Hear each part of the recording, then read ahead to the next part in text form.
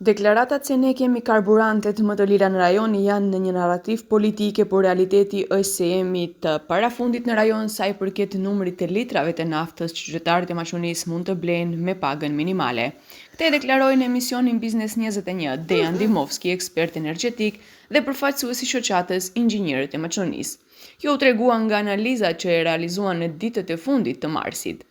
Едниот е минималната плата во државите, 8 држави од регионот, со цената на дизелот, и таа анализа ја насочивме во насока на тие два параметри. Еден човек кој што има минимална плата во Македонија, колку литри дизел може да купи, доколку ја потроши целата своја минимална плата. И од 8 држави во регионот кои што ги анализиравме, Македонија на 7-мо место, само подобра е во споредба на тие два параметри од Албанија. Полоше и од Косово, и од Србија, и од Црна Гора, и од Босна и Херцеговина, и од Хрватска, и од Бугарија, и од Грција.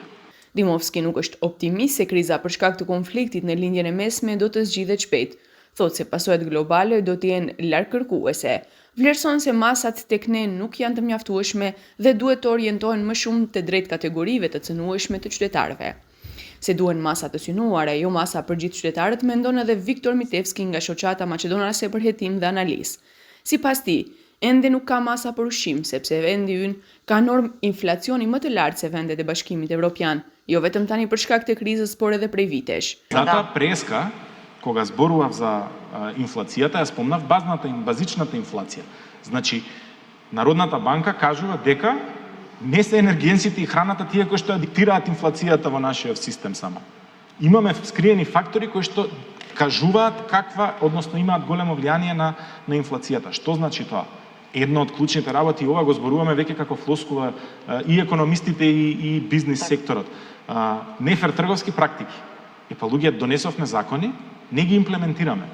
Përveç masave të synuara nevojiten edhe kontrolle më të mëdha dhe racionalizim në shpenzimet e energjisë, mendon Slave Ivanovski, i cili është kryetari i parë i Komisionit Rregullator për Energjetik. Не може да си дозволи светот заради параноични изливи да се најде во нова економска криза со несогледиви последици.